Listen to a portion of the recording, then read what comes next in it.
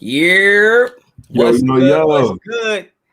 Here we go, baby. It's game day. It's game day, and you're here with the hottest pregame show on the internet, bar none. You know what I'm saying? It's your boy, Raider Honch. I'm here with my bro, Raid the Tape. And we're going to get into it, baby. It's game day. It's week 2. We got the stinking ass Steelers on deck. So, man, let's get into it, man. Ray, how you feeling today, man? Man, week 2, coming off a big dub last week. You already know what time it is. We've been to turn up. We're going to turn up. We in Schittsburg. I feel like I didn't even really get a chance to talk to you after last week's game, man. So I'm gonna ask you a couple questions about last week's game, and then we're gonna get into the game that we got today. But first and foremost, man, what's good in the chat, man? What's up to everybody that showed up? I know it's super early out there on the West Coast, man. I know it gotta be super early. Yeah, man, messing with my sleeping time, but I had to do it for the nation. You know what I mean? There's only a few games like this. This, so it's too easy to pull up real quick, pop in, have a little good morning. How we doing? Hell yeah. So let me give a couple shout outs in the chat right now for the people that was the early bird gets the word. You already know the vibes. AJ, what's good? Clockwork Steves, what's good? Jesse, what's good? Jerome, what's good? He said, raid the strap. That shit sound crazy. Raider Dangerfield, George. Jason Taylor's in the building. Raiderman 81, Austin. Who else we got in here? Cody's in the building. Valerie, yes, game day, baby. What's up? Damn, we got a couple people in here now. Charm City's in the building. Joseph's in the building. Chris Gang is in the building. Cuban Raider is here, who shot me. Cali Central Cali Bear is in here. Yo, that's what it is. Queen Raider is in the building, always supporting. That's what's up. So yeah, man, before we get too crazy, if you're not a subscriber, subscribe to both of our channels. And you can also follow me on Instagram and Twitter, both at Raider Honcho. Hey, Ray, let them know where they can find you at, man. Hey, whatever social media platform you on, hit Ray the Tape. You finna lock in with me. Come on, man. Ray to his early morning bag. That's what's up. That's what's up. Let me knock a few supers out, man. Hey, Brian Rodriguez, appreciate the super. Honcho and Ray, do you think we should look next year in the draft for a running back because Jacobs is always hurt? I mean, look. I don't want to right out the gate with the super chat question. Right out the gate. Right out the back. They gave us the tough questions over here. They don't care if it's early morning, afternoon, or evening. Yo, you slept on that one. I don't want to talk about drafting a running back next year, but I will say, we've been saying this since me and Ray been talking. Like Josh Jacobs, although he is a superstar talent, his availability has always been somewhat questioned. I don't think he's played a whole season yet, and this year will be the same. I think it'll be the third season in a row where he hasn't played the entire season. So look, at the end of the day, hey man, you might have to start looking in different directions, but let's just hope this is a small injury that he can get over and we have him for the long haul. Yes, sir. You know what I'm saying? I think I got another one to knock out real quick. Damn. All right, Soldier, appreciate the super. I'm gonna skip the first part of your name, but I'm gonna get right to Soldier. Appreciate the super. My boy. Oh, that's your boy? So that's how you pronounce it? On T6? Yeah. All right, on T6. Appreciate the Superman. What up, Ray? What up, Honcho? What's the biggest worry going into the game? Love the show. Can't wait for the game. Raiders. I'll let Ray go first, man. Since we on my channel today, man, I'm gonna defer to Ray to go first on almost every single question. So, Ray, what do you think, man? What's your biggest worry or concern going into this matchup versus Steelers? I think it's the same as last game, honestly. Offensive line, wide receiver core. In the offseason, I said those are my biggest worries. Offensive line, wide receivers. It's not so much the wide receiver matchups this game because last game we had I feel like the corners were much better and they had a lot of more depth. But our offensive line against their defensive line is stacked a little bit more than the Ravens. We got Denzel Good going out. Richie Incognito's still not back. So that's going to be my biggest concern. It's going to be the offensive line. We got to keep Derek Carr clean. Can't have any unnecessary turnovers like strip sacks, fumbles type stuff, bot snaps. Holding calls, getting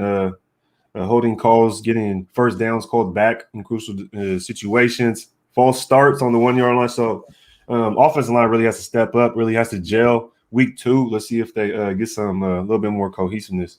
Yeah, I agree, and I think it's fair, or it's only right that I acknowledge the fact that I think you're one of the only people in the preseason that was really worried about the wide receiver core, man. I think you might have had that as your number one concern. Obviously, it might shift a little now just because of the injuries on the O-line, but you were pretty locked in on the fact that our wide receiver core is unproven. even no matter who we added. And when you think about wide receivers struggled last week, and I do agree our matchup is going to be a little different this week, but to watch those type of wide receivers who you have so much expectations on not get any type of separation downfield. I mean, everybody's like, Derek Carr, don't trust him. Derek Carr, don't trust him. Well, Derek Carr don't got all day to wait for somebody to get open. He has to make a read. He has to let go of the ball, especially with the type of pressure we were getting. But yeah, I agree. I think this week offensive line is going to be concerned. And based on the things you already mentioned, I'll piggyback off that and just say, really, the biggest concern for me, if you take everything you just said, is really just execution. It's really just execution. Are we going to be able to execute our game plan? Are we going to be able to stay on the field when we need to stay on the field and get off the field when we need to get off the field? I think the O-line has to execute, wide receivers has to execute, and Derek Carr is going to have to be at the top of his game today. I think he's going to have to carry us if we have any chance of winning. So I agree with everything you said. Definitely. Gene, appreciate the super, man. Thank you so much. Thank you so much. So what I want y'all to do is, man, whenever somebody sends a super or asks us a question, I want y'all to answer it in the chat as well. So get down in the chat, man, and let me know and let us know what are your biggest concerns going into this matchup against the Steelers. Is it the O-line? Is the wide receivers? Like, what is it, the running back situation? Let me know what your concerns are. And since we are speaking to the running backs, let's segue right into that. We know we don't have Josh Jacobs. I think you and I kind of both figured we wouldn't have Josh Jacobs. I mean, it's no surprise there. What do you think the game plan is going to be going forward into this game? Do you think it's going to be a heavy pass? Derek Carr is going to be quick step drops, quick releases. Do you think they try to get the screen game involved, or do you think they won't be able to because they'll need to keep a running back in order to help keep some pressure off of Derek Carr? Let me know real quick what you think the game plan is going to be going into this game. You know, I really thought about it, and at the end of the day, I think we're going to have the same game plan that we would any other game. I think the way our offense runs, we always get the ball out quick. I feel like the screen game, we could definitely up it a little bit more. I feel like, especially running back screens, just a little bit of trickery, a tight end screen. Because a lot of times the screens that will do is just a quick out wide receiver screen, right? Yeah. That's what I've noticed for myself. So I think our game plan will basically be the same. We brought Drake in. He gets paid. He's our highest paid running back right now, right? So he better carry the load. You better step in for Jacobs, carry the load, do what we need Jacobs to do. He needs to step in and do the same thing. He was a starting back last year, right? In the offseason, I was saying, Jacobs was hurt before. Jacobs has been hurt previous seasons. If you think Drake isn't going to get burned, then you haven't been watching the games. Last year, Devontae Booker had over 100 carries. The season before that, who did we have? Can't remember, but he had over 100 carries, right? We always have a back that's having a lot of carries. So I already knew Drake was going to get some burn. I didn't think it was going to be this soon. Or this much, I should say. It's like the full game. Jacobs out completely the first entire week too. So it's wild to me. But at the same time, I think our game plan is going to be the same. Our offensive line just has to step up.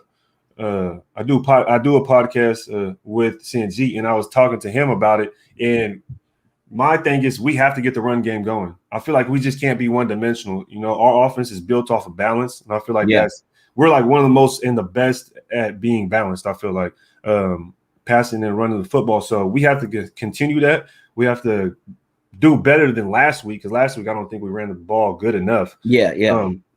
So this week I'm looking for that big time, because their D line is going to eat. You can't just let them pin their ears back and go after Derek Carr the whole time. That's probably the reason you want to do screens, though, to slow him down, of course. But that's my thoughts, man. I really want to get that run game going. I feel like our game plan should stay the same, man. But my only concern with that is I feel like Josh Jacobs struggled behind this offensive line. Now, you could say because he was hurt or he was banged up, but I think he struggled last year behind this offensive line. I'm not sure if at this moment this offensive line is any better than the one we had last year. So my only real concern is that how long, like Kenyon Drake is a good backup running back. Kenyon Drake was a starter, but he's not Josh Jacobs, right? So if Josh Jacobs struggled behind the line we had last year, which is maybe the same skill level as the line we have right now, how long do you stick with that running game if you're only getting 1 yard, 2 yard, minus a yard, no gains? Like, how long can the Raiders afford to stick to the running game when you don't have a back that can actually create as much as Josh Jacobs could in the past, before you're just like, look, Derek Carr, you're going to throw the ball 40, 45 times. I mean, how long do you think we give the running game to struggle before we say, you know what, this is going to be a pass heavy game and we're going to have to win it on Derek Carr's arm? Like, how long do you give them? I think it just depends how the game goes and how our defense is, right? I seen someone just comment Joe Hayden and Devin Bush are are out, out. I believe. Okay. I'm That's waiting for big the time. official report. I'm waiting for the official Yeah, report from my man Scout yeah, for to see sure. who's out. But I think it just depends on how the game goes. You know, if our defense plays like it did last week, it keeps us in the game. You have to stay consistent with the running game, I think, in that point. If it starts getting ahead of you, of course, you have to throw the ball.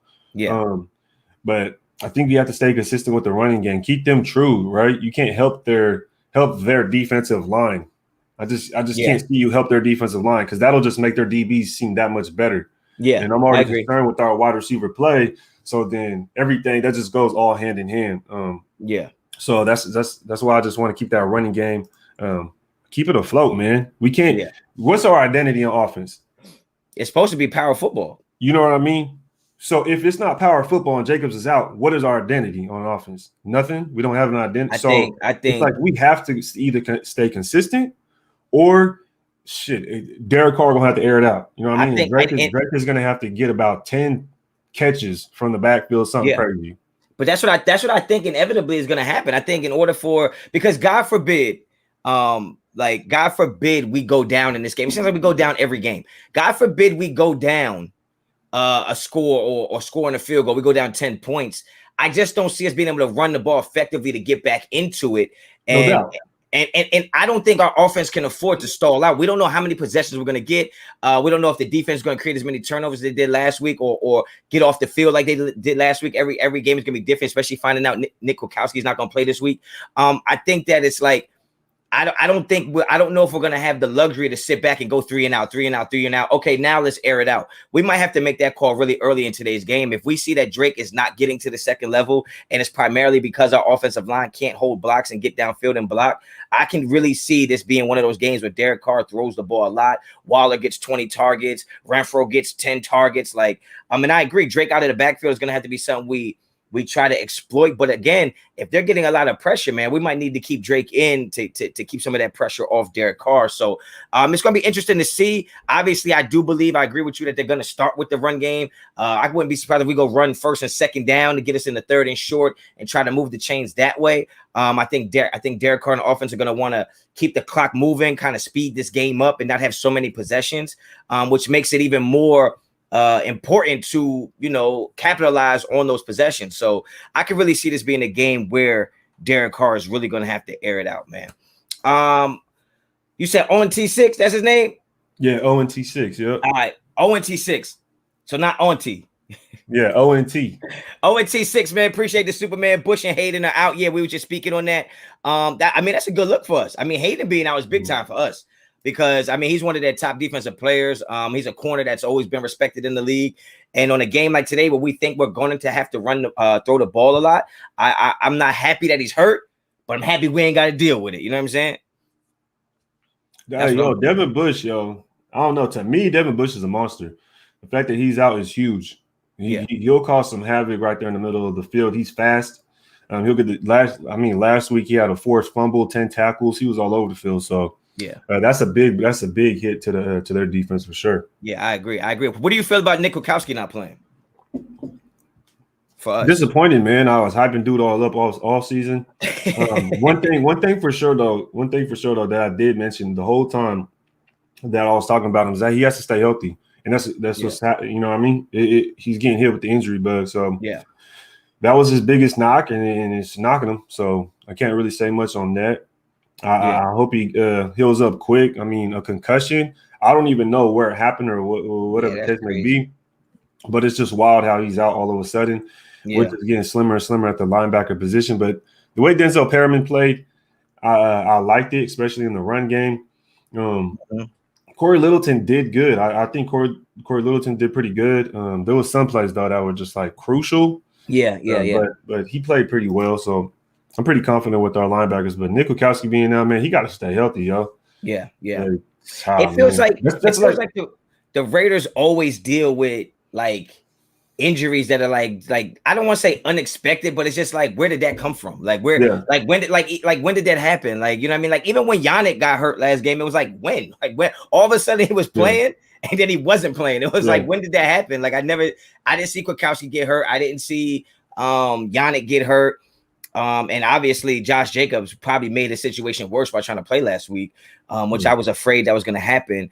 But what do you think about Yannick playing this week? What kind of vibe do you get off of Yannick not being able to play the whole pretty much second half last week? And yet he went through practice injured, was heavily wrapped the whole practice, and now he's coming out here to play, man. How does that make you feel? Especially somebody who's not a homegrown Raider, somebody we paid to bring in here. Like what type of vibe does that give you, man? It's just, are we playing him because we really need him?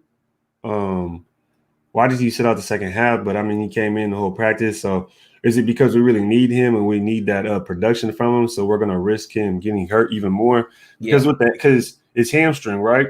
It's hamstring or quad? I think it was a hammy. Like that stuff will linger. That stuff will just linger. And next thing you know, he'll be in there a little bit. Then you'll see him on the sideline stretching it out, and he'll be out for so much time. Like I don't want to see that constantly, right? I don't want to see that. I'd rather have him out one game and then come back a lot healthier the next game. But maybe he just has to keep it warm. Maybe it's not that serious. They were being precautionary things for the second half when it came to the Ravens. And Carl Nassib came in and played well, did what he had to do, created turnover. So at the end of the day, it ended up working out.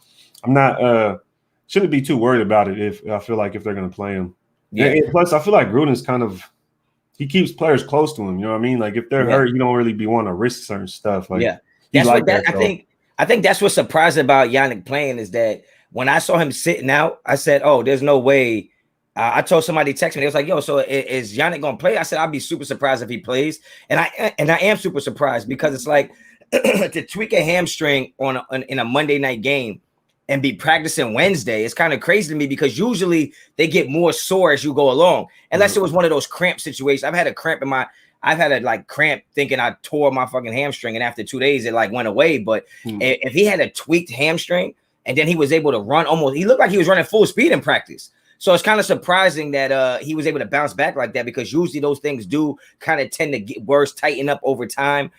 So my only thing is that is he really gonna play? Or is he just listed as he's going to play? He's listed as active, but he might play here, he might play there. I don't know if he's going to be full tilt, sort of like Josh Jacobs was in the first game. So I'm excited to see. But with Yannick possibly playing or possibly not playing, with the type of game that Max Crosby had, I would assume they're going to give a little more attention to that side of the field with Max Crosby. I think you can't just act like that's a fluke. I mean, dude is big time. What do you think that means for the opposite side? Do you see a Klee having a great game? Do you see a Nassib having a good game on the other side? What do you think how do you think that's going to play into our favor or our detriment, having Max Crosby getting more attention than he was used to getting? You think that's going to hurt us because the other side might not be just that good? Or do you think it's going to help us that other guys are going to become free and have better games? I hear you. I think with the way our defense is lined up, we're gonna be fine. Even if they do that to Max. I feel like what came in late for the game for us is the depth, right? Carl Nassib ended up making a play. I don't even remember Carl Nassib really being in that early, right? We had different guys making plays. It wasn't just one guy making all the plays. Even though Max Crosby did have a very good game, Jefferson forced fumble. Phylon gets in there doing some work, right? Like we said, Carl Nassib. So it's more than one guy doing work. So I think even if they do that, our other guys are going to put in some work. Our interior on the defensive line is that much better, and I think it'll help. I think it'll help, honestly. Yeah, and you know what, man? I don't know. It's only the second game of the season, so we can't sit here and say this line is that or that line is that. But if I'm not mistaken, when I know we're not the Buffalo Bills. But when I watched the Bills versus Steelers last week, because everybody knows I have Najee Harris on my fantasy team who did not a damn thing for me, that Pittsburgh offensive line didn't look that damn good. Right. They didn't look that damn good to me. Before you get into this, though, I got a question. So it's about the offensive line. That's why I got to bring it up, because how do you see their defensive line stacked up against our O-line and vice versa? I think I would say I'm more worried about the Steelers line than I was the Ravens line. Devin Bush being out does, because that takes away from that front seven, if you will. For sure. I believe I don't know if they still do run that 3-4. I haven't watched a lot of Pittsburgh. They still run that 3-4, right? So essentially, he was inside linebacker, and Joe, was it? Oh man.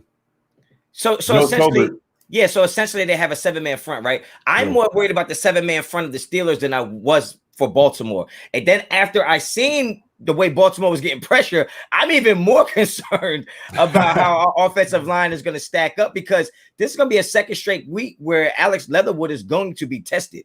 And everybody that kind of I said he was a reach. I know a couple people thought he was a reach, but once we did reach and offseason started happening, everybody's like, he wasn't a reach. He was this, he was that. We needed alignment. I think we're going to find out this week if Leatherwood was a reach or not, because somebody you pick in the first round has to find a way to get it done. The same pressure we put on Ruggs, the same pressure we put on Abram, the same pressure we put on Arnett, the same pressure we put on anybody picked in the first round, Cleve Farrell. Like, we don't want to hear, oh, they have to work on it. No. They need to find a way to get the job done. And I think Alex Leatherwood is in a tough position again this week. I think he's matched up against TJ Watt, who we all know is going to be a problem.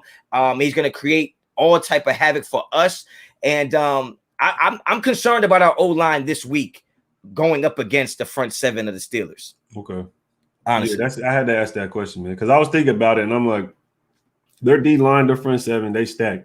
It's just their back end that's a little suspect. So, like earlier when we were talking about, I think we need to pass the ball. Everybody, you saying you think we need to pass the ball? I've seen other people in the comments. I'm not saying I don't think we need to pass, that we're not going to. Yeah. Because think about it in the Ravens game, Derek Carr ended up airing out 56 times. You feel me? I think Derek Carr is going to do that basically not every game, throw it 56 times. But he's going to always have to show that he's going to throw it. He's willing to throw it. He's going to put the ball. He's going to put the ball out there. I just think last game we weren't as balanced, and I think we just need to go back to that balance. Right? I agree with what you're saying. I don't think we're going to take away from the passing game, because their weakness would be their back end, right? Would be their DBs. I think you have to take advantage of that, but at the same time, I think you just have to continue to be balanced. And you know what? Can just turn our whole identity into an air it out type team, which I love. I think Carr could do that. I think Carr could do that. But I mean, look, I totally agree with you. And I like even though you're not saying it the way I'm thinking it, we both agree. Like, it's not even about Carr throwing the ball 40 times. It just can't be 40 times in a row. Like, it has to have some balance to it. Yeah, he can air the ball out all he wants, but we still got to have the run game in there too to keep the defense honest, right? And I think that's what you're saying, and I totally agree with that.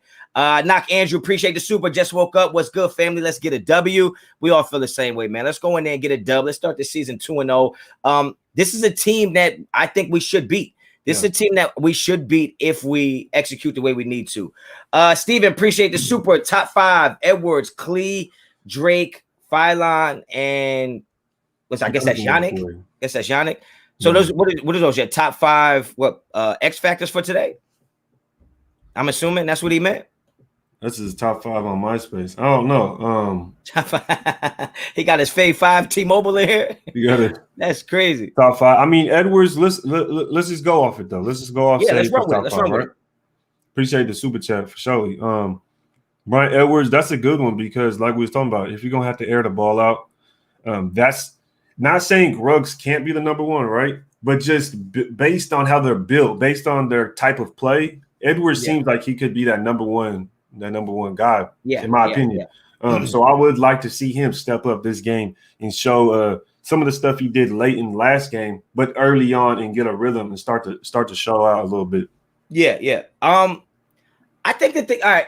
I like Edwards, right? I like Edwards. For some reason, Edwards just, I don't know if because he's quiet. I don't know. There's something about Edwards that feels like he's, I don't want to say insecure or not confident, but he has something about him where it just feels like insert yourself into the game. I understand Derek Carr has to throw you the ball, but sometimes I would like to see you run back to the huddle and say, look, I was open, bro, or be out there like just getting open, being violent off of that man coverage. It feels like he was just getting ran off the field at times and press coverage. And I just don't like to see that. But I do think Edwards has a big game today, because I think Carr, like I said, Carr is not going to get no credit for it. But I think Carr willed that man to be a wide receiver 1 last week. And I think that's going to continue. I think that's going to snowball. All it takes is one good game to get that confidence to say, look, I could do this. And in the biggest moments, Derek Carr trusted him. So I can see Derek Carr actually trying to get Edwards involved early, the same way he was trying to get Waller involved early last week. But I got a question for you when it comes to wide receivers, man. I mean, Who's gonna get more targets and catches this week? Do you think it's gonna be Ruggs, or do you think it's gonna be Zay Jones? I'm gonna still go with Ruggs. I think Zay Jones' role is gonna stay consistent to where it's been. I know he comes up with clutch catches. I know he just happens to be there. He just happens every time he catches the football. He just happens to be like right there in the end zone. It just happens to be a random time. I don't know. I remember the same game. He gets that touchdown, hits him with the sanitizer. That shit was fire. I mean, against the Broncos, he has some clutch catches. It's just random times he just comes up with a catch. But I think his role is going to stay consistent how it's been. Zay Jones has been kind of one of my guys that I've always looked out for, and I just think he's been consistent out throughout his role. Yeah. Although I root for him and he be putting in all this work, I think he just stayed consistent on where he's at, man. We need to see Ruggs step up, and that's another side of it. Is I don't want to see Ruggs looks get taken away. Yeah. He needs to step up. He needs to make plays like early on in the game. He needs to take one to the house. He needs to get a 50-yard touchdown. He needs to catch it for 5 yards and take it to the house. Is what I'm saying. Yeah. Like I want to see plays like that. I'm tired of seeing every single play that we have has to be through the air 30 yards down the field. It has to be I want to see one for 5 yards and take it to the house. Yeah, I'm tired of feeling and like people say Carr does not throw it far, and it's like every big play is him throwing it far. We never get a play to where it's you just caught it for a short thing, then you take it to the house. Yeah, I just want to see Ruggs do what he was advertised to do. I'm tired of feeling like we bought a car that can go 300 miles an hour, but we just keep driving in the residential. You know what I mean? Like I want to see it. I just want to, even if he can't, we have to try to exploit it. Like get him the ball in space and allow him to go run. Like I want to see what that looks like. Marley Mall said we won't have time for the deep balls. I think that's what me and Raid are pointing out, that's why you have to stay balanced with the run game. Because if you can run the ball, then you can run play action. When you run play action after being successful with the run game, it does allow you more time to get the ball downfield. And I think that's exactly what Ray was trying to say, is why we can't just air it out every play, because then they can pin their ears back and just blitz us, right? So I think if we can get consistent run, even if it's only 2-3 yards a pop, 4 yards, get an 8-yarder, 4-yarder. Then when you go that play action, the defense has to be honest and respect that could be a run. That little bit of hesitation from the secondary or the linebackers will allow the time for Derek Carr to get the ball downfield. So also to that point, you brought up earlier, is that we gotta get some screens in there. You feel me? I don't know why we don't run screens to the running backs. I would never understand it. And Drake is the guy to do it with. I feel like he got the speed. He's not frail. You know what I mean? He could take some hits. He'll put a body on somebody. So I think you gotta reward a guy like Drake, who came in last game and had some decent runs, but was huge in blocking. Like you gotta reward a guy that's doing that, man. Like and if you have a blocking running back, it is so easy to make it look like he's pass blocking when he just chips and then he goes out into the flat. You get him the ball in space. You just let the guy work, man. Like I think John Gruden, to me, has always, and this is what I said last year about him holding us back. It's not that he's a bad coach or anything negative, but at the end of the day, you have so many weapons at your disposal. What are you waiting for? It's the same thing with timeouts. Like you can't take them home with you. So you keep bringing in all these weapons, you acquire all this talent, and then you kind of have a remedial playbook on game day. I'm sure in practice they run all these plays because we see the highlights. We see the highlights when they post them up here. But then we get in the games and it's like ABC 1, 2, 3. Like when is John Gruden going to take the training wheels off and say, you know what? Let's run this offense the way it needs to be run, which is up tempo, getting the ball out quick, getting the ball downfield with some of these weapons that you have. That's what I think we're lacking right now. Most definitely. You know, all right, go ahead and get to that. I was gonna say, how did you feel about the 19 targets to Waller? Hold on. I'll hold that. I'll hold off on that. Let me get these two supers out the way. I thought I saw another one from Jackie as well. Let me get Jackie in here first. Jackie, appreciate the super. Sneed the new Zay the new Nelly. Go Raiders. I don't know, man. I was rough on Sneed after last game. I probably should apologize. He's a grown man. He's a professional athlete, and everybody messes up. But damn, bro, it just looks super suspicious that's against your former team that you finally get a look. And what's crazy about that play is, and I'm not gonna forget about the 19 targets to Waller. What was crazy about that play is I think all three receivers were open. I think Sneed was open. I think Morrow was open in the back of the end zone, and Renfro was open wide left. And it's like you chose to throw it to the gremlin gargoyle himself, and look what happened. Look what happens, man. That shit pissed me off, man. I'm not gonna lie to you. Steven, appreciate the super straight West Coast offense to win today. Yes, top 5 was a game winner for us. Okay. I hate when I be lost. Yeah, straight West Coast offense win today. Yes, top 5 was a game winner for us. Too. It's early, man. Yo, it's early. Elaborate. Everybody in the chat, let him know he got to elaborate.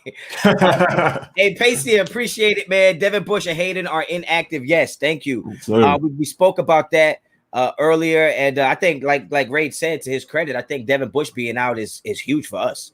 It's huge for us. Now, is Gruden going to make any adjustments based on that, or is he just going to run the script he had, thinking Devin Bush was going to be there? I don't know. But to address the question that Ray proposed to me about Darren Waller getting 19 targets. I mean, I didn't like it, man. I didn't like it in the beginning of the game that we were just, forcing the ball. Not that we were forcing it downfield. I'm okay with forcing the ball downfield because it kind of widens the defense, softens the defense to some extent to go underneath, which actually worked for us in the second half.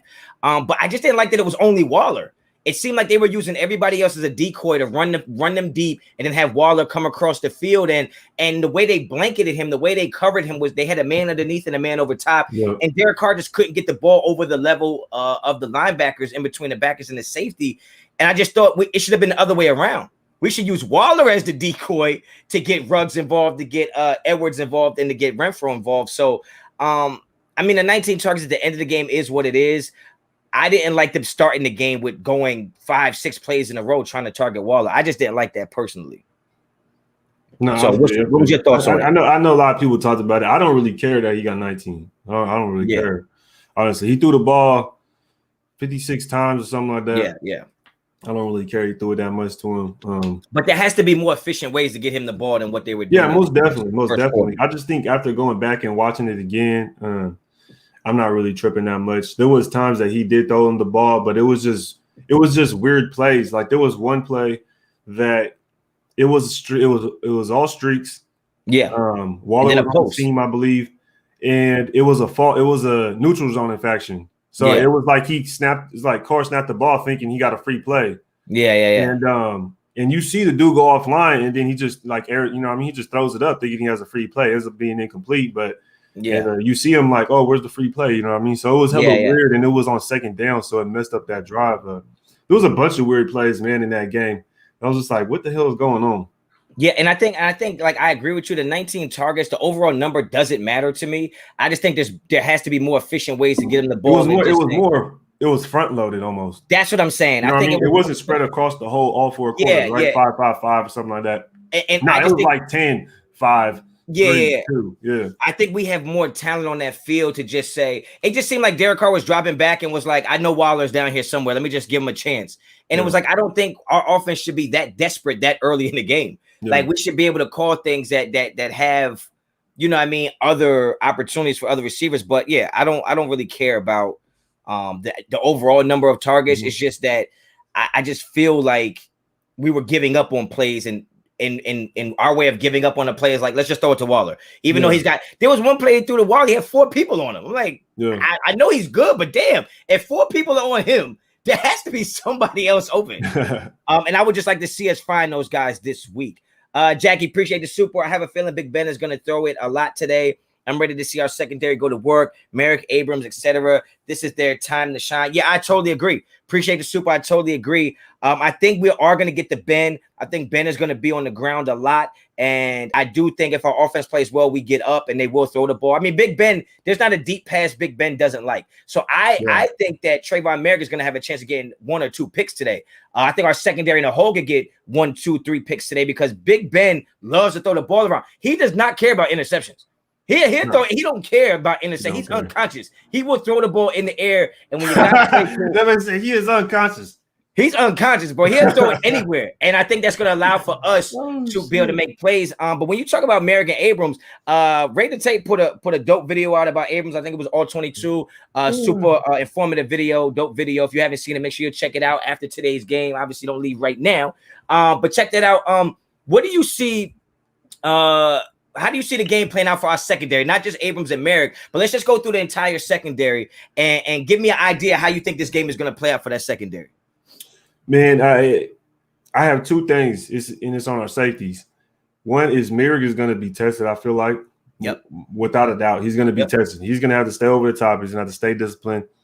Like you said, this is the game he could get 1 or 2 picks. Yeah. And the key thing to that is this is the game he could. You know what I mean? This is the game he could get scored on 1 or 2 times with a deep ball. Big Ben, like you said, he's moving unconscious out there. He don't give a damn. He's gonna throw that thing up. If he thinks, man, he might not even think it's there. Yeah. But he gonna throw that thing, and Merrick gonna have to be ready. Also, Abram cannot trail his receiver. Whoever he's defending, he cannot trail him because Big Ben will test him. Big Ben's gonna watch the tape and he's gonna see, okay, this dude right here is running behind him. I'm finna throw it up. So I'm looking for Abram to play a solid coverage game. Because I don't want them to catch him. You watch the game, them cover 3 killers. Big Ben's gonna know. Big Ben's gonna know the coverage. He's gonna know whatever the case is, way more than Lamar Jackson will. So that's what I'm looking for, man. I'm looking for big games from both of our safeties. Yeah, I agree, and I'm looking for big games from our DBs in general. I think our secondary is definitely going to get way more looks this week than they got last week because they have a quarterback like you said. It don't even have to be a 50-50 ball. It could be a 20-80 ball in there in our favor, and he's still going to throw it up there because he trusts his receivers to go make plays. Claypool is big time. He's a big body. I think today is going to determine who our cornerback 1 is, right? If Trayvon Mullen needs to step it up, man, and I know everybody's like, well, this and that. I just call it like I see it. Trayvon Mullen has way too much talent to be playing the way he's playing. All right. He has way too much talent in his arsenal to play with his hands to the face, PIs, holding. And today he's going to be going against some receivers that are going to force him to use technique, and he's going to have to use it. I think Casey Hayward played a great game last week. I think he looked like our corner 1. He looked like he's going to draw the matchups of their number 1 receivers, but I don't think the Raiders flip sides. I think they just have a left corner and a right corner. Yeah, I think Mullen went back to the right side. Yeah, it was weird. It was like I was like the first time I seen the Raiders flip sides, but I think today they might just, I don't know if Casey Hayward's going to just match up on Claypool or whichever side they come out on is the side they're going to play. But I think our secondary is going to get tested today. And I don't mean tested in a way they're going to get beat. I mean, the life of a DB is you're going to get beat. It's just going to happen. Everything's in favor of the offense, right? You can't touch anybody. You can't do anything. But I think our defense will be in position to make plays. And the thing I want to see is, will they make the plays? In years past, we've always been in position to make plays, and somehow we don't make the play. Today, we're going to find out if we've taken a step forward in that department with our secondary making plays. No doubt. Well, one thing I'll say about Mullen is, or I'll ask you about Mullen is, do you think that because we changed to that cover 3, that he's still trying to get a grasp on the system? And the reason I ask that is because the cover 3, you're a DB guy. You know when they run the cover 3 beater, they just run across her. They're trying to get behind that cornerback on the opposite side of the field. Yeah. Mullen's sinking down to the receiver in front of him that's running a curl or whatever the case may be. The crosser goes behind him. I just think for me, when I was watching, I just think he needs to understand the concept that, keep your eye to the inside of the field. Yeah. I know you see the guy underneath you, but keep your eyes to the inside of the field like the linebackers do on the cover 3. Yeah. Because you'll see the backside linebacker keep his eyes to the inside of the field, see the guy come across the field and chase him downfield. I think Mullen has to do something similar to that, so then he doesn't let that guy get behind him. You know what I mean? If the linebacker's back there, why can't the cornerback be back there? You're in a cover 3, man. You know what I mean? Keep backpedaling, keep moving backwards. But I think he's a good man coverage press guy. I've always liked him like that. I like his size. I like his speed, everything about him. But I think he just needs to get the concept of the cover 3 just a little bit more, maybe. What do you think about his zone? What do you think about his zone versus man? How he just is. Well, he's obviously, without a doubt, a press man corner. It just is. He just plays like a press man corner. But the thing is he's not adapting his game to the way the NFL plays it. In college football, not that you can get away with more, but there's not as much emphasis on, like, we got to understand, right? NFL is about making money, entertaining, ratings. They want the offense to be able to air the ball out and score, right? That's what they want. That's just what it is, right? So there's a lot more emphasis and eyes on that secondary. In college, if you play for Clemson and you're the number 1 team in the country, you might get away with being extra physical as a cornerback. Look at somebody like J.C. Horn, right? J.C. Horn is super physical, but he's found a way to kind of adapt to what the NFL wants. No. It just seems like Trayvon Mullen is still playing backyard football, street football, high school level football, where you could just grab a guy and bully him around. They're not going to let you do that in the NFL. And I just think that he's so used to playing that style. Even when he's in a zone, he still plays like that because he'll be playing 9 yards off and the guy's getting at him at 9 yards and he's being physical. And it's like, bro, after 5 yards, you really can't touch them. Like you can't touch them. Every receiver run for or something. That's what I'm saying. So I just think that he has skills, right? He has fundamentals that he can use. But even when you watch practice clips, you watch last year's clips, he just seems to get hands on guys a little too much for what the NFL allows. And I just think he's going to have to adjust that. It's just going to take time on task. It's going to take reps of him doing it the right way. I just think he has way too many reps in his background doing it the wrong way that we're just seeing a lot of that right now. But I think he's good enough to figure it out eventually. He's still young, man. He's still young. No doubt. Hey, Manuel, appreciate the super. Hobbs for interception, Yannick for a sack. Raiders, let's get this dub. Yeah, I mean, I do think Hobbs is going to get some action today. Hobbs is definitely going to get some action. I think Big Ben plays in the shotgun like 90% of the plays. Like, so they're going to have 3-4 receivers out there all day. I do think Hobbs is going to be playing a lot today. And I think we're going to find out what Hobbs has. He's flashed some greatness in the preseason, but he's going against 2s and 3s, sometimes even guys who will never make the team. I think today we'll get our first real look at Hobbs in coverage against people who can catch the ball. Because I forget is it Deontay? I forget the guy's name that's in the slot for the Steelers. Deontay Johnson. Sometimes Juju lines up. Juju might be in the slot as well. So they're going to have guys who can make plays in the slot.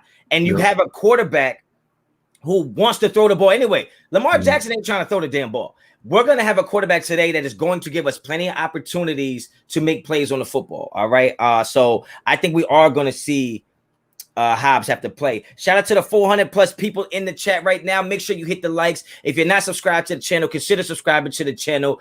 Hit me up on Instagram and Twitter, both at Raider Honcho. And Raider Tay, one more time, man. Give them where they can find you at, man. You already know. Instagram, YouTube, whatever you got to do. Lock me in. Whatever you got to do early. That's what it is. So we talked about Hold on. Before you go on, man, show the people the shirt, man. Show the people the shirt. Oh, it's just something light, man. It's just airbrush, you know, ain't nothing crazy. Raider Honcho. You see it, man. You know, something light, man. I see about 4 or 5 different people in here. Show me the shirt. Honcho, oh, my bad. Yeah.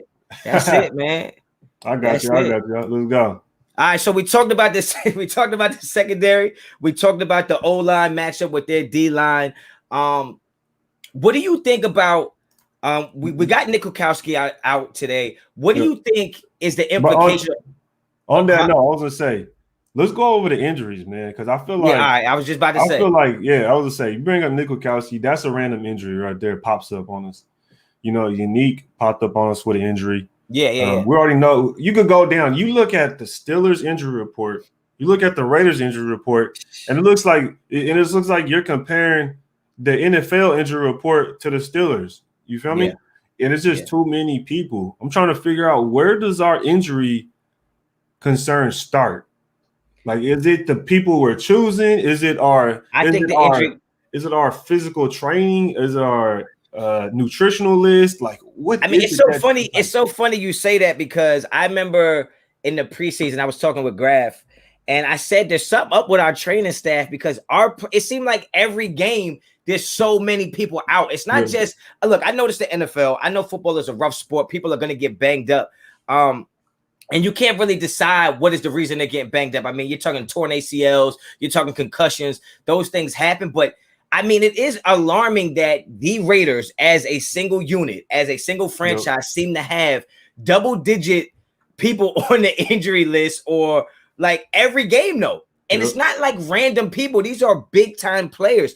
Not every team has their starting running back out every year, right? Not every team has starting receivers out every year. Like, it's just so weird that I'm not trying to blame anybody. I know Gruden's son is probably a strength and conditioning coach. Look, the boy, I don't know. He's wider than he is tall. I don't understand how it works like that, but I don't know if he's the trainer. I don't know what's going on, but it is alarming to see that the Raiders have so many big names on the injury report. Not just people get injured. Everybody gets injured.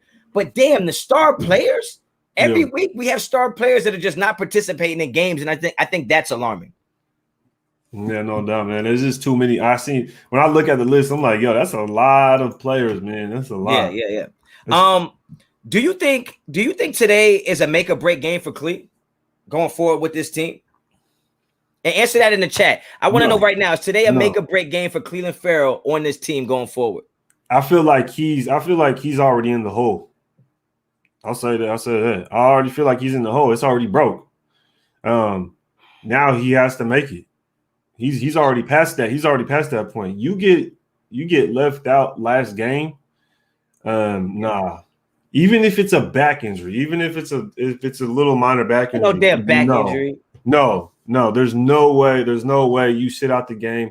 I would be as just a competitor, as just someone that's played football before. I would have been itching to be on the field. There's no way he's got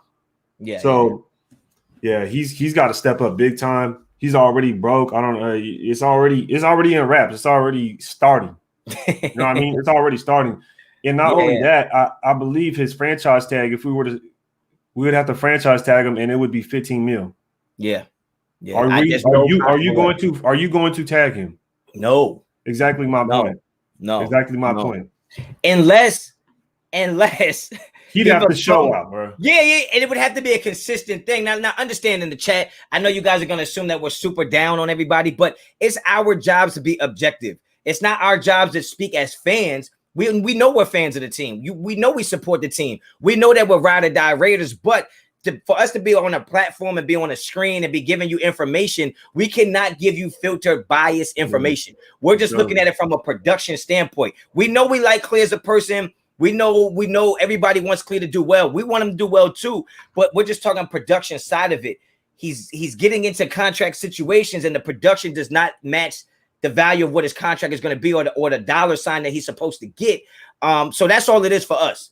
That's all it is for us. We're not down on him as a person, but as a player and somebody you're paying money to produce on the field, you would have to agree. He has to give us some more production to even talk about him being on this team for a fifth year. Right? That's just the without a doubt. I'm just reading the comments and I see, Watt said Ferrell will be fine. Y'all tripping. He said some people said trade Clee. He said, I ain't saying none of that. I'm not saying none of that. His contract is going to be hella cheap. That's the thing. I don't know what his contract is going to be, but last I heard is that they were going to have to tag him, and the tag would be 15 mil. So I don't know how his contract would be hella cheap. Yeah, I don't know. But let me get these supers off, and then we'll dive into that a little more. Hey, David, appreciate the super. Yo, Raider Honcho, I send my love. Let's get this win today. Appreciate you. Thank you so much. Mike Nizer in the building, man. AJ Nebel is the strength and conditioning trainer, and I know. Mike Nizer been wanting AJ going forever. I think every chat he said. So I know you're right. You want him up out of here. Yeah, the name Nebel. As far as the Watt situation, I don't think we're tripping to say he's given us very little. Clelin Ferrell has given us very little, man. That's all I'm saying. Like, who can argue that? My thing is he says Ferrell will be fine when. But that's the thing, is that the conversation isn't about will he be good. The conversation is, has he been good to this point? And when you think about Nassib coming in and doing what he did last week, when you think about Max Crosby, when you think about them keeping Kuntz on the team, when you think about Yannick, like, where does Clee fit in with all of those things? Like, it's not, like, we got to take our personal feelings out of it and our personal opinions and just go by what we're seeing. What my eyes are seeing is that Clee has not been producing yet.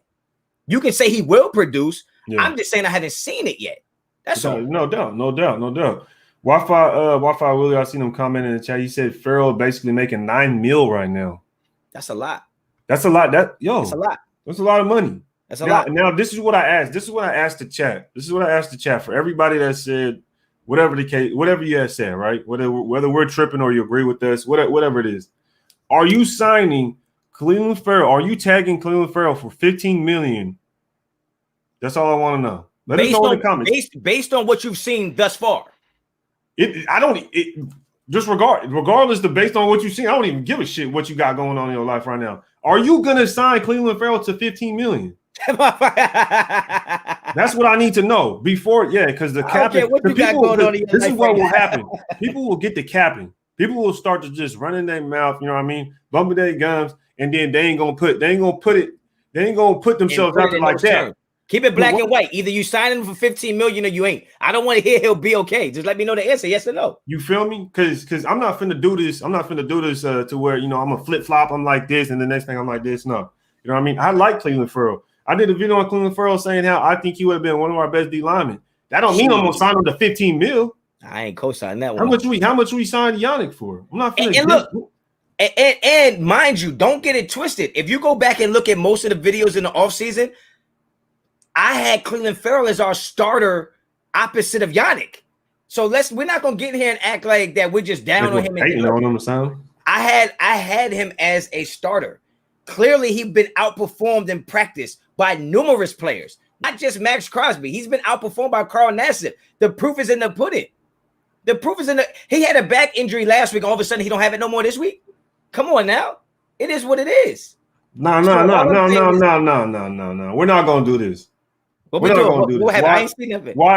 Watts is either yes or no. What he said, I missed it. I got fired. It doesn't matter. It's what Mayock and Gruden think. No, we're not doing that, bro. Because right now, because we on this panel right now, worried about what Raid and Honcho think. And I'm asking the chat because I want to know what the chat thinks. So yes or no, dog. Yes or no? Because you said he'll be fine. I want to know when he'll be fine. But if you got to sign him for 15 mil next year, are you waiting until next year and you gonna give him that 15 mil? Yes or no, Watts? Ray pressing my man. Come on. No, bro. Because come on now. Don't cap. Don't come up here saying I'm tripping. He said, I'm just saying, watch. Whether you agree or disagree, you have to agree that going to the Mayock and Gruden card is a cop-out, bro. Like, no, most definitely. Come on now, Watts. You know better than that, dog. You know better than that. I know they get down different in SoCal, but come on now, bro. You know damn well you ain't giving Watts. You know damn well you ain't giving that man 15 mil. No way, no way, shape, or form. The next comment from Watts just gotta say, you know what, you're right, man. I feel you. Nah. Here we go. The question should be answered at the end of this, but every question should be answered at the end of the season. Every question could be answered at the end of the season, but we talk about right now. So what you've seen so far? Yeah, see, look. See. We running. All right, we're gonna move on. We're gonna move on from the cleat topic, man. That boy Brian on the treadmill right now. Let's get it. We've exhausted that topic, man. So look, let me get some. We're only about 30 minutes away from game time. Exactly. Man. Max deserves 15. Come on now. We got the 450 plus people in here. Make sure you hit them likes, man. Make sure you hit that subscribe button.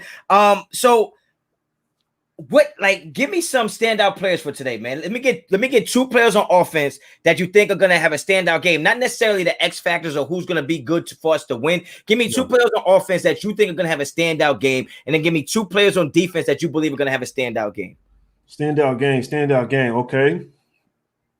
Maybe I feel like these are guys that I feel like these guys are gonna have to have a standout game. But, okay. Drake. Okay. Drake. Like I said, like I'm gonna stick with the run game that I was saying earlier, man. I just feel like he just has to step in. I don't care if Josh Jacobs is in or not. You go sign Drake, John Gruden. You signed this man for a reason. Put him in there, play ball. Give him hella bread. Like get it done. Like I'm not worried about that. Get it done. He gets paid more than Jacobs. You know what I mean? Get it done. He's been a starting back. He can do it, man. The fall off from him to Jacobs, it's gonna be. He's not Jacobs, but he's not a bad back. So Drake for sure on offense. Let's look for some. You want just one on each side, right? Give me somebody on defense you think is gonna have like a game that's defense, like. Let's go.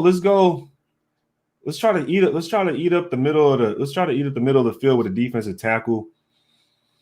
Come on, let's get Jefferson in there, man. Let's get Jefferson in there and do some work. Let's get Jefferson to do some work. I feel like he's like a silent assassin almost on that line. Okay, so you mentioned the run game, and I know this is going to be you want this to be a run heavy game. It feels like a Pittsburgh versus Raiders should be a run heavy game on both sides of the ball, right? Yeah. It just feels like it's a smash mouth type of environment, especially when you go out there to Pittsburgh, right? What do you think is on the agenda for Trey Regis, man? Where do you see? Do you think he's in the game plan? Do you think we just brought him up as a body? Where do you see Trey Regis fitting in to the scheme, especially according or based on the fact that you think that we should be balanced and run the ball today? Do you think Regis is involved in the game plan, and to what extent? I don't see him involved in the game plan. Okay. I just don't. I mean, if he comes in and gets like one or two carries or something like that, okay. But I don't think that's part of the game plan so much. He's just coming in for somebody. I just think the reason I say that though is Jacobs was gimpy last game, and we didn't really see Peyton Barber. But like, I think you think that wasn't system related, that he didn't really get this, he didn't have the system under his belt yet. Take the handoff and run through this gap. Like, come on, what the hell is what else? You know what I mean? Pick up this block. No. Pick up this block. I don't see Peyton Barber doing anything else besides taking this handoff or picking up the block. You're not wrong. You're not wrong about that. But on the audibles, he wouldn't have known the audibles at that point. That's what I mean. Like, how many times did a run play and then we audible to something else? I don't know if he knew all those things. I feel like I just don't think it would matter too much. Just because what would he do? He would just all Carr would do is be like, bro, you finna check to this. You finna go run to the flat. At the end of the day, you just gonna block. You know what I mean? So I think he would have played if we needed him, but I just think Gruden, he got Barber, he got wait. Time out, Ray. You rather see Peyton Barber than Trey Regis?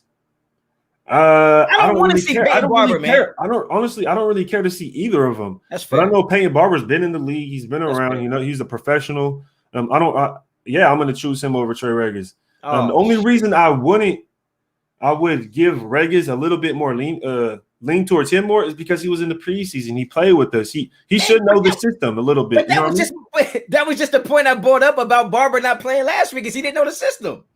No, I'm not. The thing is, I'm saying that's why I would lean towards Regis, right? I think Peyton Barber's going to be able to pick up and he's going to be able to do something.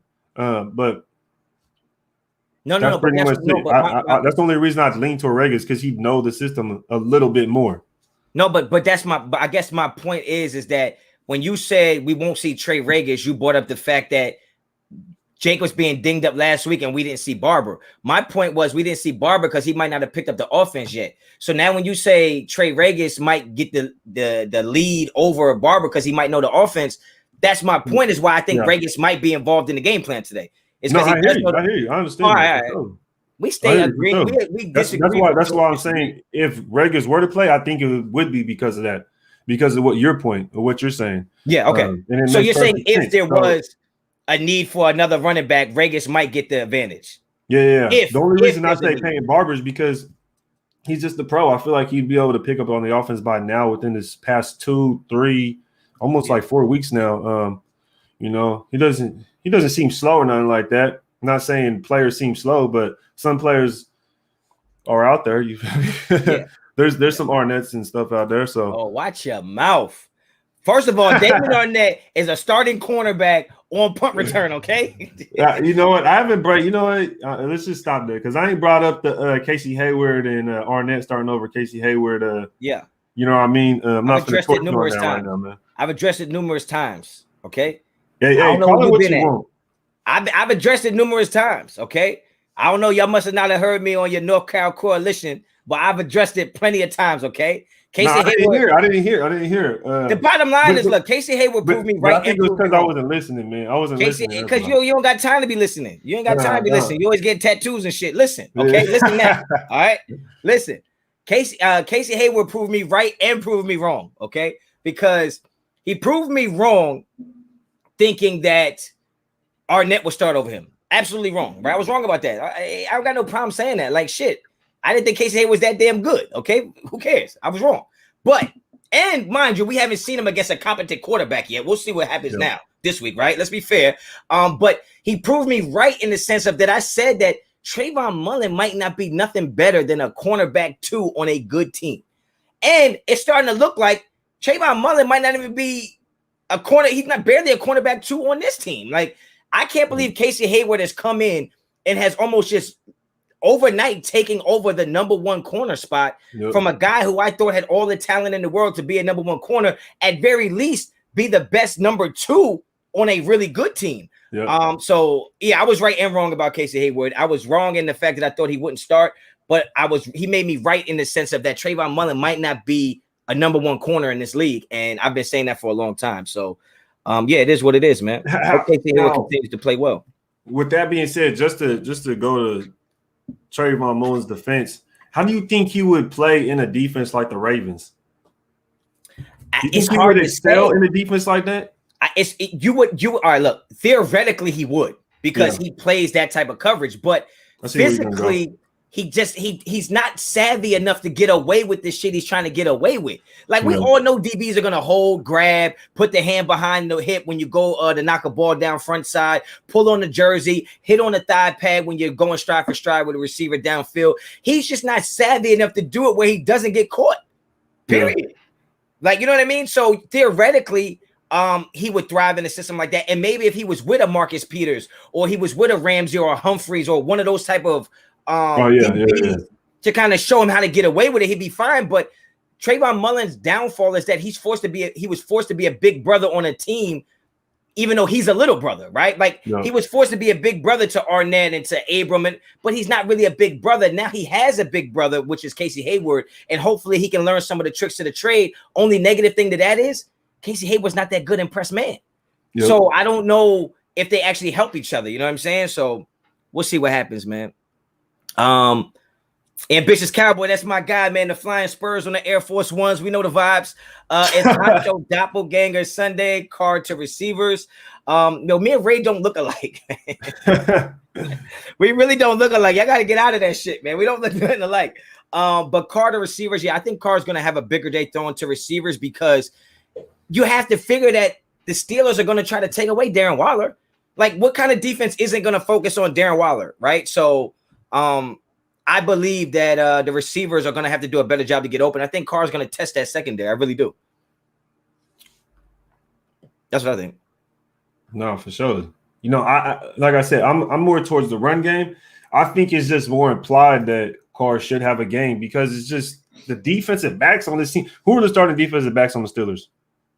Shit, your guess is good as mine. Exactly. That's my point, bro. That's my point, bro. So it's like, oh, this is fucking disrespectful. It's like this is disrespectful. The two things that's disrespectful is that you're doing it to my man Ray, and secondly, why would there ever be a police sketch of me? Like, why couldn't it be a different sketch? He must have seen that police sketch back in 2016 or something like that. I'm masked up. Ain't never been no sketch of me. Fuck they talking about. Man, y'all gotta stop saying this shit like that, man. I'm telling you, man. Ray gonna fuck around. I might look like a bad police sketch of Honcho, but I look like a good sketch of your daddy. So damn, Ray. Not Ray. Oh, damn. Yeah. He just Ethan somebody. That's messed up. I'm gonna start bodying everybody that say I look like this, look like that. Y'all gotta chill out, man. Yo, they gonna do it, bro. They gonna keep doing it, especially if they think it bother us. Y'all look like father and son. Yo, fuck out of here, yo. Y'all bugging. All right, let's get back into the game, man. Y'all bugging. Hey, y'all look like father and son. Yo, Pheno's been calling me daddy for a long time, so I get used to this. Shit, Raid out here going. He in his bag today. Where we go? We got. He said, Joseph Soto, watch your mouth, yo. Watch your mouth. He said the Yo, bugging, yo. He said you wilding out, Christian. Yeah, Christian, bro, wow. They bugging. He must know me personally or something. Let me get hold on. That's funny as hell. Ambitious Cowboy Ray, don't let Honcho call you nephew. Come on, yo. Come on, man. Hey, you ambitious for real. That's man funny. But yo, let me get before we get out of here, we like 20-something minutes away from game time. Let me get a score prediction, man. What do you think the score is gonna be? Win, lose, or draw? I'm not even sure you will pick the Raiders to win this game because I mean, yo, you raid the tape, man. You're gonna press the issue and keep it as real as you can. So keep it a buck and let me know how you see this game playing out and end it with a score prediction for me. Ah man, I was thinking about it all last night, man. I'm like, I think it's gonna be a tough one to where it's gonna be short. You know what I mean? It's gonna be a short, low scoring game. I do. You know, I know a lot of people probably think it's gonna be like 30 to 40. Yeah. But I see something a little bit more around like the 16, 17 points to like 21, 20, something like that. What do you got? I mean, it's hard, man, because it's like when you think about this, when I watch the Steelers play, I feel like before we hop into that, what are your keys to victory? You want me to go keys to victory right now? Yeah. What's your number one key to victory on offense? Your key to victory is on defense. Everybody in the chat, let us know your key to victory. One key to victory on offense and defense. Let's see what Honch got to say. All right, Marvin Lewis with the super had to come through and show love. Always appreciate the love, man. Appreciate everybody that come through, man. I'm just gonna get the supers out. We have what it takes to win. 24-17 Raiders win. Ambitious. That's what's up. I'll take that. I like that score. Then we also got a new member. Yo, Raider Down Under, man. Appreciate you. Everybody in the chat, welcome the new member to the fam. You already know what it is. You know the vibes. A new mafioso member, man. Shout out to you. Thank you for coming through. Keys to victory, man. Keys to victory. I think it's obvious. The keys to victory on offense is obvious, man. The keys to victory on offense is super obvious. I think we got to keep Derek Carr clean. Yep. Keep Derek Carr clean, man. By any means necessary, keep Derek Carr clean. Because we know Derek Carr is a way better quarterback when he's not getting his shit rocked every play, right? Yeah. Most quarterbacks are, except Big Ben. Big Ben don't give a damn.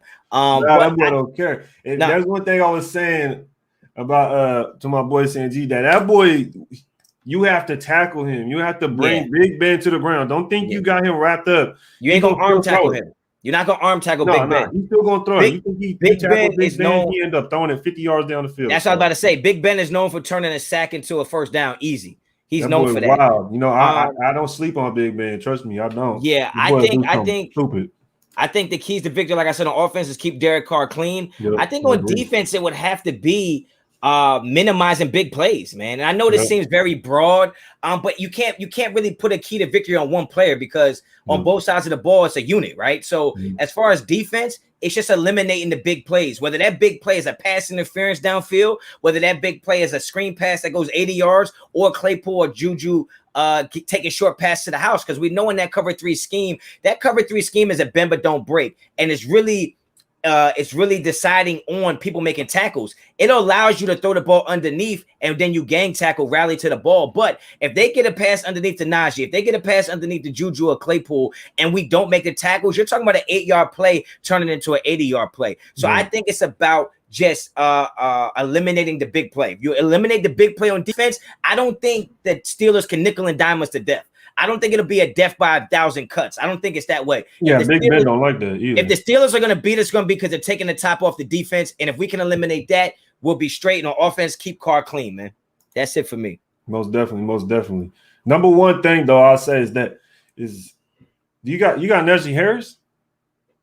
Come on, man. Yeah, man. I'm about to bench. We got to stop the run. We got to make sure the run is stuffed. Najee cannot go on. You got Najee Harris? Yo, I'm telling you right now, Najee Harris, we got to stop the run. He can't get nothing. I think we'll be okay stopping the run, man. I think if we can stop Lamar Jackson, we should be able to stop Najee Harris, man. God damn. Yeah, no, I feel you. But what's your defensive one? My defensive one? Yeah, give me some more defense. Stopping the run? Oh shit! I'm sorry. My bad. Give me some more offense. No, I was just messing with you, man. I was just messing with you because I know you got Najee on fantasy. But no. Like I said earlier, you know, my thing is just watching the safeties. I just don't want Abram getting beat in coverage. Yeah. And I just want Merrick to stay disciplined over the top. Example is I know Nick Kwiatkowski looked like he was getting murdered downfield by Sammy Watkins against the Ravens. Yep. But you got to get safety help there. A guy like Nick Kwiatkowski, you expect him to cover wide receiver 30 yards downfield. He's not. No. Listen. He's not expected to cover receiver 30 yards downfield. He's just responsible getting to a spot. At the end of the day, because these are the two things I've seen on that play. At the end of the day, Littleton has to jam that guy. That guy came from the left all the way to the right. Nick Kwiatkowski had no time to get over top because there was no jam to slow the receiver down. Number two is a lot of times what you'll do when there's a single high safety, you'll run something down the hash, which is going to force the safety to stay there longer. And he's not going to be able to get over to that other third. So, yeah, theoretically, you want a safety over the top, and he should be over the top. But we all know a cover three beater is it's all verts. If you run all verts, there's no way a safety can play both of those guys, not in the NFL at least. That's what I'm a little worried about today as far as the game plan is for the Steelers, because if they run all verts, we're going to be in trouble. But I did see a few plays where Gus Bradley came out in that same one high safety, but then dropped another safety back, and they did play over the top of the two corners. So I like the way that looks, and I think that that Gus Bradley's going to dial the things up that we need to dial up. It's just up to us to make the plays, right? The coach could be 100% right 100% of the times, but if the players don't execute what he's right on, it's not really going to matter. Jay Harrow, appreciate the super. A key to victory for me is helping Leatherwood versus TJ Watt. I like Leatherwood's upside, but this matchup might be too much too soon. Yeah, I mean, it's the NFL. Everything comes at you fast, man. It's the NFL. But the thing is to that, though, Jay, is what I would say is Leatherwood's going to have to learn fast. Yeah. Because I feel like in this division, just this year in general, he's going to be going up against some players, man. You know, we still got the Chargers twice a year. You got Bosa over there. You still got Von Miller, who's looking as good as he ever has. He's healthy. He's back. We still have the Redskins. You know, they got Chase Young, Montez Sweat over there. So he's gonna have to learn real fast. Yep. But for surely, I agree. And you know what? TJ Watt, he might need some help over there. A little and bit for him, and for him to learn fast is it could happen because think about I mean, what's his name? Colin Miller struggled his first few games as well.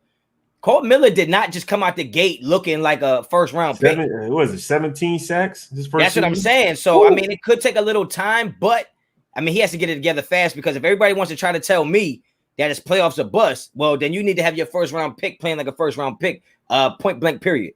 Ryu Reaper, Gus created the cover 5 to stop Lamar using a linebacker. I mean, yeah, but we didn't stop Lamar Jackson. I mean, honestly, if you really think about it, we really didn't stop him. He doesn't have any weapons to throw to.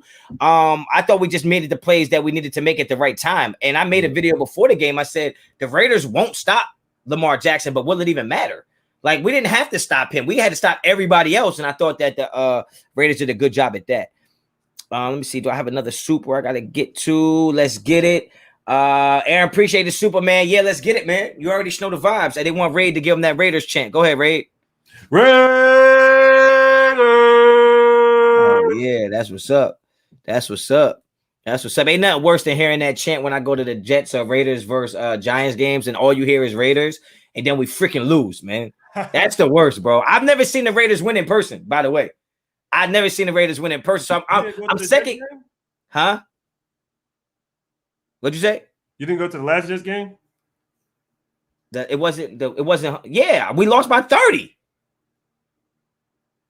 Oh no, they wasn't letting fans in this past season. This past season, they wasn't letting fans in. Oh, okay. So the one I went to the year before that when we did a little Honch was out there. It was soaking wet. It was cold as hell. That game. Derek Carr got benched. Hunter got his lung punctured by Jamal Adams. I think it was crazy. Yeah, that was wild. That was one game I remember specifically. Hunter Renfrow. You know they put they made a claim for Hunter Renfrow or something like that. I seen that. They did him dirty, man. They was doing him dirty. Yeah. In that game you brought up with the Jets, I remember specifically there was one hit where it was straight helmet to helmet, yo. And bro got up all wobbly and I'm like, yo, how do you not make these calls? Like, I'm tired of not getting those calls for Hunter Renfrow. Like, I feel for Hunter Renfrow, you know what I mean? Because he seemed like the type of guy like a man's man. He's gonna go out there and do his job. He might seem frail, he might seem just, you know what I mean, whatever, but he's not gonna sit there and be like, hey, they're hitting me, they're hitting me hard, or you know what I mean? He's just out there and play ball. That's what he seemed like. He gonna, you know what I mean, kind of be quiet about it. He's like, how some people, how Zay Jones is like always seems to be making a play on offense. It's like almost good luck. He always seems to be around the ball. Hunter Renfrow is the total opposite when it comes to defense. But that boy is stuck to a big hit. Like, he get off the bus and get hit. Like, every time I see him on the field, look like his neck is broke. Like, yo, son is always he gonna get off the bus and get hit. Hell come off the bus again. Hey, shout out to Docs, man. Docs is in the chat, man. Always appreciate the support. I know you gearing up because Docs be going live the whole game. So yeah, if you're looking for somewhere to check a play-by-play, man, go definitely check out Docs, man. He gonna be live doing his thing. But yeah, man, they gotta protect. I don't like the way the NFL picks and chooses who they want to protect, man. You should be trying to protect everybody. Hunter Renfrow is the definition of a defenseless receiver, okay? Like he has no defenses. He's not big. He's not tall. He's not fast. Like, protect that man at all costs, man. Come on now. Man, we need him. We need that man. Yeah. We should have. But I got a question for you. When we ran that route to Snead, where Snead made that drop, like, why is that Snead's route? All the receivers we have, why is that him in that situation? He didn't play all game. He didn't catch one pass, and then you put him in the biggest play of the game. Why is it him? I think I don't know. I feel like that's a Gruden thing. Like, Gruden's like, yeah, we're about to throw him out there. He hasn't been in all game, and we're about to do this. You know what I mean? He tries to be too freaking cute. And with that, Carr threw that thing in there. Like he darted that ball in there. And I could only imagine how hard it was for Snead or what Snead was thinking, because you watch the play, Snead's not really looking. He looks last minute, and that ball, it was hot. It was on him. You know what I mean? So I completely understand, yo. Like I wasn't really too mad at Snead so much. It was just how everything transpired. Let me ask you a question. Let me ask you a question. Does Renfro drop that pass if it's in the same spot, same location? I mean, I'm gonna say no, of course, because Renfro's sure-handed, but I've seen Renfro drop a pass that was hot on him before. Like I'm just asking. And I don't think Snead's a bad guy. I don't think Snead's a bad receiver. No. I think Snead has sure hands.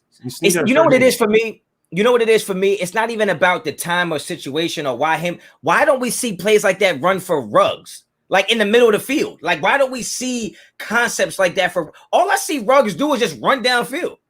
That's it. I don't see him do no whips. I don't see him do no in and outs. I don't see no arrow routes. I don't see anything creative to get Ruggs the ball. That's more of my question. Why do we get so creative with people like Zay Jones and Snead and not get creative with guys like Henry Ruggs? That's the part I don't understand. It's crazy because you remember that first game. Oh my God, they was doing Panthers, too much. And it was just Ruggs. And he was doing too much. And he ends up getting hurt, right?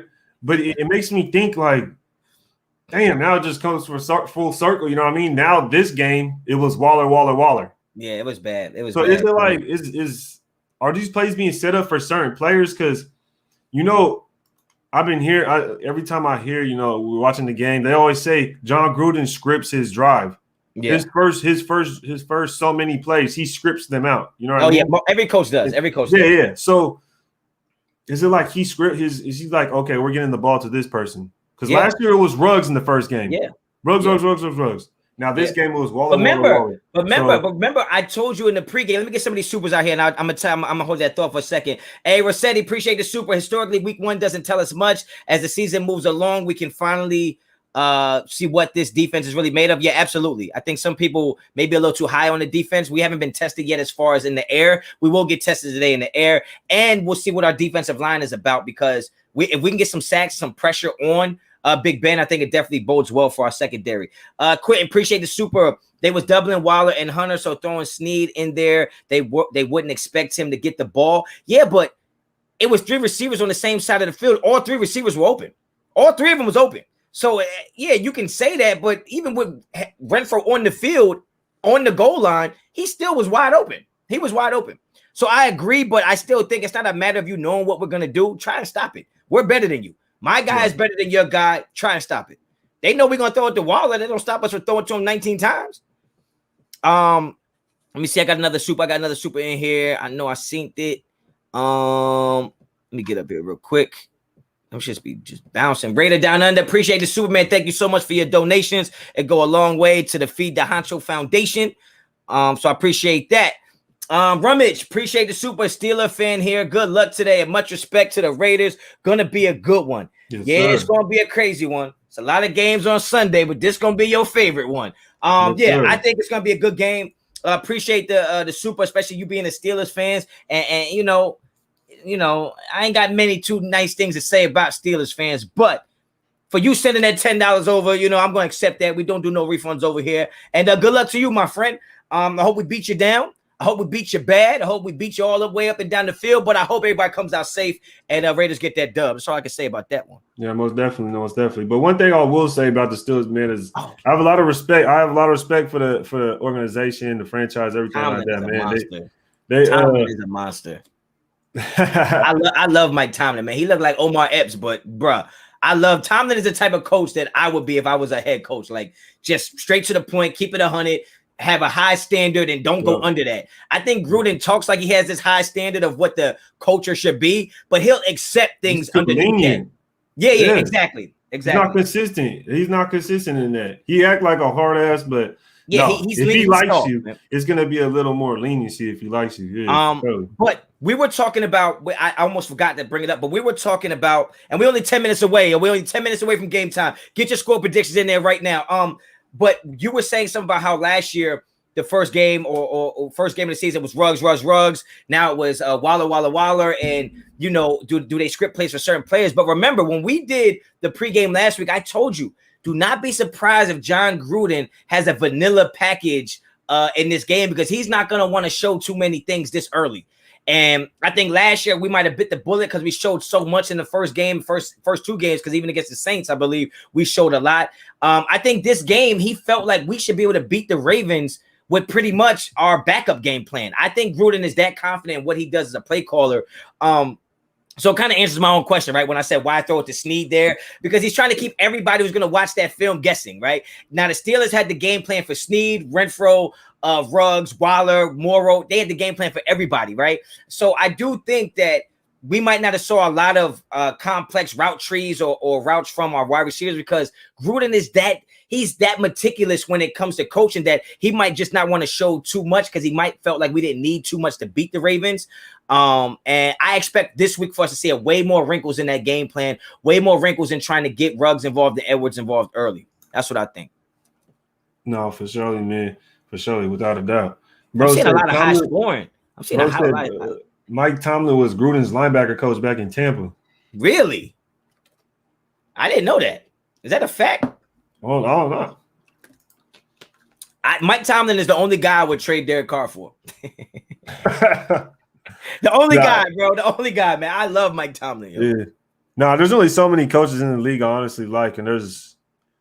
Oh, you know what? Because even when Tomlin went on the field on that kick return, bro, like he was trying to do everything. Like, remember, I think it was a penalty. He stopped somebody from running a touchdown on a kick return, bro. Man, just got on the field.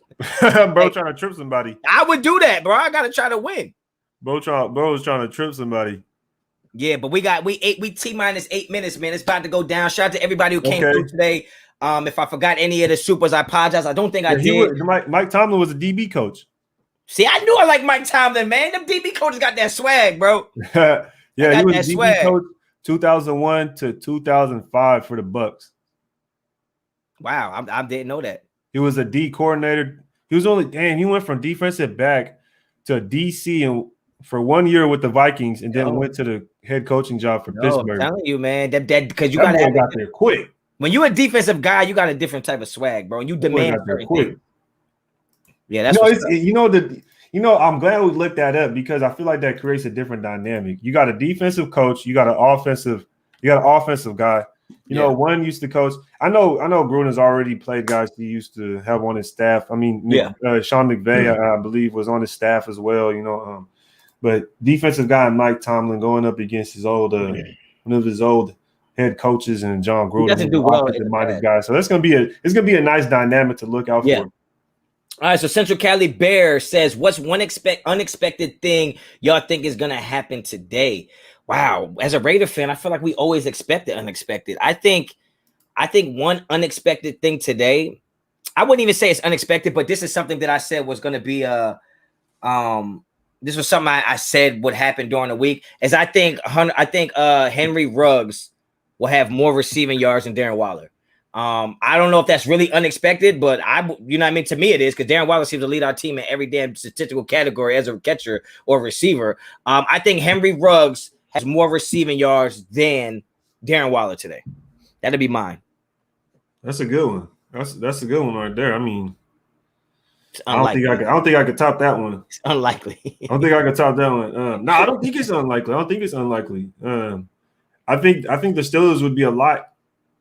I think it would be a lot easier for them to contain Waller by just bracketing them, keeping everything in front of them, than to hold the Ruggs from going over top. I feel like Ruggs always has at least one big catch every single game. Yeah. Like he gets one big catch every single game, doing his crosser, catching it along the sideline, catching it 5 yards before he scores a touchdown. Seems like I always see that guy that play every single time. Like I just want to see him catch that ball, run into the end zone. That's what we got to start working for. But I can see that. That's a good one right there. That's a good one. All right, bet. All right, so we got a couple minutes left. Let's get these questions. I'm gonna do over under. Okay, so get down in the chat. Let me hear your over under. Before we get to that. Okay. Derek Carr finna go off running the ball. Oh shit. He gonna go off running the ball. He got tight hamstrings, bro. I don't even when he run the ball. Yo, you can see it, right? Like when he run, he looked like his pants too tight or something. I don't know. It's something about the way he run. His hamstrings too tight. Like he can't get full stride. He can't bend his knees or some shit. I don't like that shit, yo. The boy got Roblox legs. Yeah, I would like to see Derek Carr get loose, though. I think he makes good plays. And there was some plays that we saw last week that what shows you the difference between a mobile quarterback and a running quarterback. Derek Carr is mobile because he can move around the pocket and create passing lanes. That's a mobile quarterback. A running quarterback will just look for an alley and go to it. And I thought last week you saw plenty of times where Derek Carr could have ran the ball, but instead he just maneuvered around the pocket using his mobility and found some passing lanes. And that's what I like to see from Carr. Yeah, I think we're going to see some of that, man. I think we're going to see some of that movement. Let's hit these over-unders, man. Let's get in the chat. Get these over-unders. Get ready, chat. Get ready, chat. Hey, y'all better start flooding the comments over-under. Get ready. All right, here we go. So, Ray, let's go. Derek Carr, over-under, 300 yards passing. Under. Oh, damn. Hell no. Yeah. All right, so that's the first one. The first one, over under Derek Carr, 300 yards. While you're in the comments, I'm going to get to this super, head. Appreciate the super. That's a wild name. Over. Appreciate this real pregame show. Let's get this W. One Nation, Raider Nation for life. Yannick and the Condor causing havoc. Yeah, I agree. I'm seeing a lot of overs for Derek Carr, 300 plus. I'm seeing a lot of overs. That's why I had to go under. I respect it. I respect it. And I said, I think we have to get that run game going, so I got to stay consistent. All right, here we go. Darren Waller, over under 8 catches. I have to choose over under. I can't choose even. I think you we don't do 7s. All right. You said 8, motherfucker. Yeah, but 7 is the middle. I feel you. You keeping it real. Let's go with. I'm gonna have to go under. Going under 8 catches for D Wall. Yep. By the way, have you heard his new album? Man, can I hear you? That means I ain't heard it yet. Because I'll probably be deaf. That's bad funny. Hey, Jose, appreciate the Super Raider Honcho. Y'all related. Only related by silver and black, baby. That's it. All right, here we go. Secondary. Over under. 1 interception. Over. Oh, I like that. If you would have said 2, then I would have went under. But you said 1. I was going to start the line. I was going to start the line at 0.5. You should have started the line at 0.5. You motherfucker going to say 1 interception. Like, God damn. Man, because the chat want to see you say over, man. God damn. The chat want to see it over. That boy really changed it. He changed it on me. That boy changed it on me. He's like, I got to get this man. I had to switch it up. All right, so let's check it out. Kenyon Drake, over under 1.5 touchdowns. Over. Wow, so you think he gets 2 touchdowns? Yeah. Okay. Now, do we win the game if Kenyon Drake doesn't score today? No. Oh, wow. See, now we get to the hard-hitting questions. Here we go. Over under. This is going to be my last one. Over under. 4 sacks for the defense. Under. Under 4 sacks. Wow. Yep. Big Ben is like a statue back there, bro. Yep, under. Wow, that's crazy. All right. That's it, man. Over under. So I can't see somebody saying you get 2 or more interceptions and then you get 4 or more sacks. Like that's just a heyday on the defensive side for me. So. You don't think the Raiders could get 5 sacks and 2 picks in one game? Not this game, no. That's fair. All right, so my final score prediction before we get out of here. My final score prediction is going to be the Raiders 24. The Steelers 35. Nah, just fucking with you. I'm fucking with you. You ain't getting me, bro. I already knew you wasn't gonna say that. That more. I know he ain't gonna throw himself under the bus like that. Nah. I think the Raiders win today. I think the Raiders win today 24. I just don't see Pittsburgh scoring that many points, 17. Man. How many you said? You see 24-17? Nah, man. You know what? I'm going to take a chance on this defense, man. I think the Raiders win 24-10. I think the Raiders win 24-10. That's what I'm going. I'm taking a chance on this defense. Huh? So I'm beside myself. I'm going 24-10 because I think the Raiders get 5 sacks and 2 interceptions today. 5 sacks, 2 interceptions today, 24-10. You can book it. Raider Honcho said what he said. We about to get up out of here. Make sure you hit me up on Instagram and Twitter, both at Raider Honcho. Another 5 show. Shout out to everybody that showed up and showed out. I know it's early out there on the West Coast, but we about to get into it, man. Ray, leave with your final word, man. It's 10 o'clock. The game about to start. Go watch the game. Link up with my boy Honcho. You know he do the halftime show. Make sure you let him know about that real quick. Appreciate you bringing me on. Love these shows. You know what it is. Yeah. That's it? Yes, sir. Yes, sir. We got it's 10 o'clock, bro. You know what I mean? Let them know about the halftime show, bro. Check it out. Check me out halftime. I usually come on 4 minutes left in the second quarter, and I stay on until 4 minutes left in the third quarter. So, come check it out with me. I'll give you my takes on what's going on, who's playing well, who's playing bad, what type of adjustments we need to make. But right now, I need to go get me some food on deck. Get into this game, man. So you already know the vibes, man. Catch me at halftime for Raider Honch, the most fire pregame show on the internet, bar none. We're gonna catch y'all next week, man. Raider Honch show out.